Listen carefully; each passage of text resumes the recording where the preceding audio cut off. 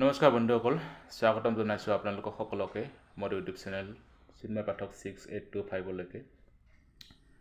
বন্ধুসকল, দুৰ্গা পূজাৰ বতৰ আৰু আমি সকলোৱে আচলতে এই সময়ত দুৰ্গা পূজাৰ আনন্দ উপভোগ কৰি থাকিব লাগিছিল। কিন্তু কেতিয়াবা ভবা কথাবিলাক ওলোটা ধৰণৰ হৈ পৰে। এইবাৰো তেনেকুৱাই হ'ল। মই দুৰ্গা পূজাৰ ভিডিঅ' আপলোড কৰিম বুলি ভাবি তেনেকুৱা ধৰণৰ এটা মানসিকভাৱে প্ৰিপেয়াৰেশ্যন লৈছিলোঁ আৰু দুৰ্গা পূজা ইজ কামিং বুলি এটা শ্বৰ্ট ভিডিঅ' আপলোড কৰিছিলোঁ। বহুতে চাইছিলোঁ সেই ভিডিঅ'টো আৰু তেনেকুৱা শ্বৰ্ট ভিডিঅ'ৰে ষ্টেপ বাই ষ্টেপ দুৰ্গা পূজাৰ প্ৰিপেয়াৰেশ্যনবিলাক দেখুৱাই শেষত দুৰ্গা পূজাৰ ওপৰত এটা পূৰ্ণ পৰ্যায়ৰ ভিডিঅ' বনাম বুলি ভাবি আছিলোঁ। কিন্তু ঘটনাবিলাক অলপ বেলেগ হৈ গ'ল। আমাৰ সকলোৱে জানে অসমৰ সাংস্কৃতিক জীৱনৰ ভোটাতৰা, যাক সংগীতৰ ভগৱান বুলিও ক'ব পাৰি, জুবিন গাৰ্গ আমাৰ মাজৰ পৰা নোহোৱা হয়।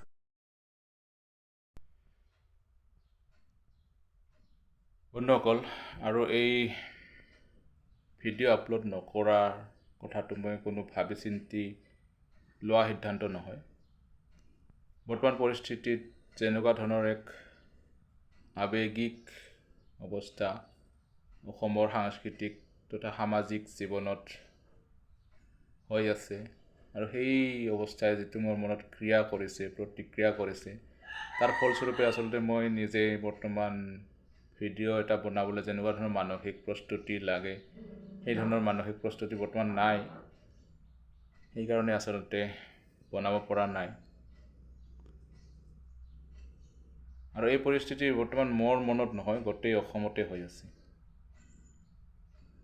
কেইদিনমান আগতে মই এটা খুব ভিতৰুৱা অঞ্চললৈ গৈ আছিলোঁ।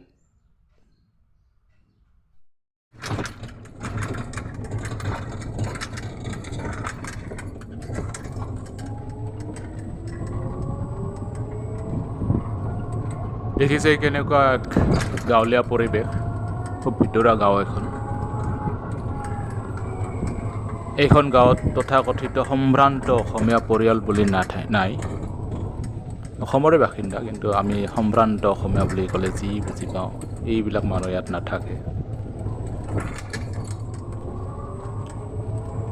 অৰ্থনৈতিক দিশটো এওঁলোকৰ বিশেষ শক্তিশালী নহয়।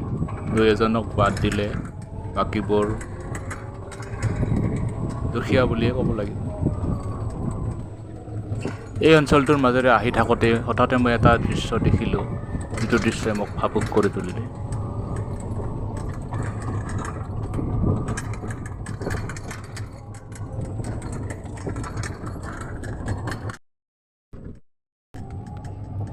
আৰু মই আহি থকা বাহনখনৰ পৰা নামি আহিবলৈ বাধ্য হ'লোঁ।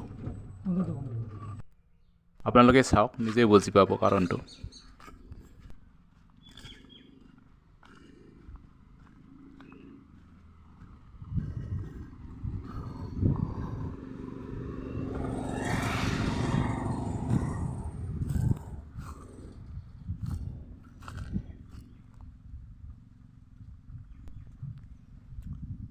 ইমান ভিতৰুৱা অঞ্চল এটাত এই দৃশ্য দেখি মই খুব ভাবুক আৰু বাক্ৰুদ্ধ হৈ পৰিলোঁ।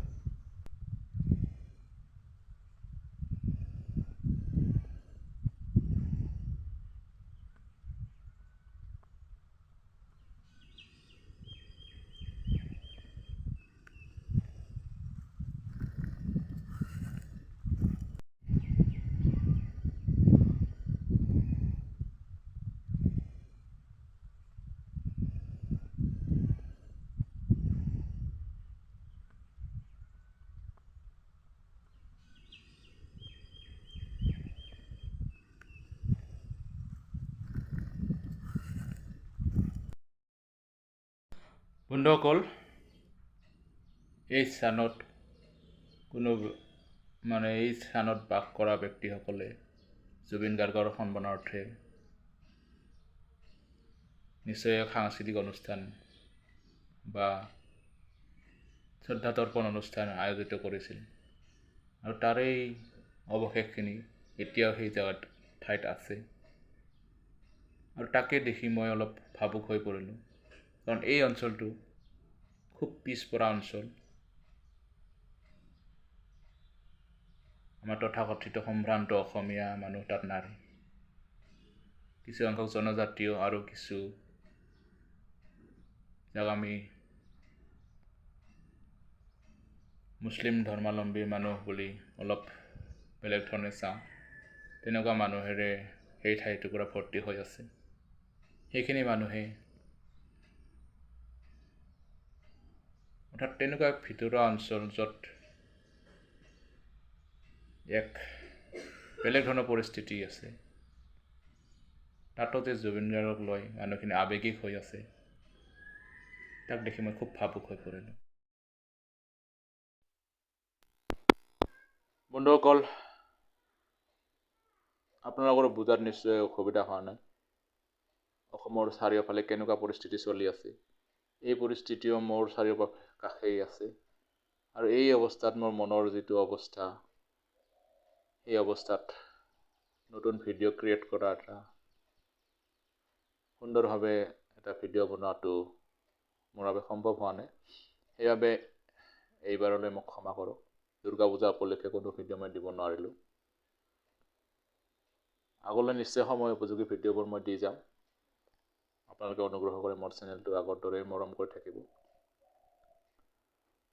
আজিলৈ তথা এইবাৰলৈ মোক ক্ষমা কৰক। আজিলৈ সামৰিছোঁ। নমস্কাৰ।